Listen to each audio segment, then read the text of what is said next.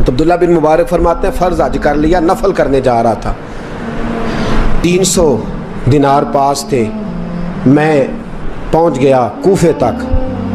وہاں سے جا کر کے کچھ سامان خریدنا تھا، احرام خریدنا تھا، ضرورت کی چیزیں، دوست بھی ساتھ تھے، کہتے ہیں یار میرے جلدی تھک گئے، خریداری کر کے وہ چلے گئے، میں شام تک رکا، بڑا تھک گیا تو سوچا اتنی لمبی چوڑی خریداری کی ہے تو جھیل تھی پاس،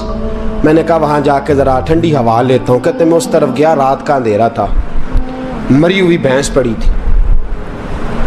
یہ کچھ 700-800 سال پہلے کی بات عرض کر رہا ہوں، کہتے ہیں مری ہوئی بھینس پڑی تھی، ایک عورت کالے برقعے میں نقاب پوش آئی اور اس بی بی نے مری ہوئی بھینس کا خنجر سے گوشت کاٹا، تھیلے میں ڈالا اور دوڑی، کہتے ہیں میرے ذہن کے اندر خیال آیا کہ بی بی کوئی ہوٹل چلاتی ہے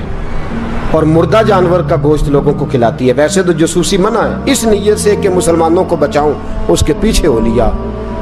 کہتے ہیں وہ گلیاں گزرتی گزرتی کوفے کی تنگ گلی میں گئی، ایک بڑا سا دروازہ لکڑی کا، بڑا پھاٹک جو پرانے شہروں میں ہوتے ہیں، کہتے ہیں اس بڑے پھاٹک پر اس نے زور زور سے دستک دی، دونوں ہاتھوں سے دروازہ کھلا، وہ عورت اندر داخل ہوئی تو 3-4 بچیاں جھٹ سے اس کے گرد اکٹھی ہو گئیں، اماں کچھ لائی ہو؟ تو رونے لگی، کہنے لگی میں کچھ نہیں لا سکی، کہنے لگی یہ مردہ جانور کا گوشت ہے، اور حضور نے فرمایا جب مرنے لگو تو مردار کھا کے بھی جان بچا لو، اب میں دیکھتی ہوں تم سے کھڑا نہیں ہوا جاتا، نہ کھاؤ گی تو گر پڑو گی، یہ مردہ ہی ہے پکا لو۔ کہتے ہیں اگلے لفظ اس عورت نے کہے تو میں باہر کھڑا چیخنے لگا، وہ کہنے لگی ہم سید زادیاں ہیں، صدقہ زکوٰۃ کھا نہیں سکتی، اور سب روگاں دا روگ محمد، جس دا نام غریبی، کنڈ ولا کے لنگ جاندے، سب دوست یار قریبی سید ہیں، صدقہ زکوٰۃ یہ مردار کھا کے گزارا کرو۔ کہتے ہیں پھر اس عورت نے چاروں بیٹیوں کو سینے سے لگایا، کہنے لگی تمہارا باپ زندہ ہوتا تو یہ دن نہ، سید بھی اور یتیم بھی اور مسکین بھی۔ پھر وہ روئیں،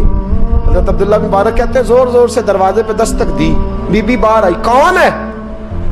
تو میں نے کہا میں عبداللہ بن مبارک ہوں، محدث ہوں، زمانہ مجھے جانتا ہے،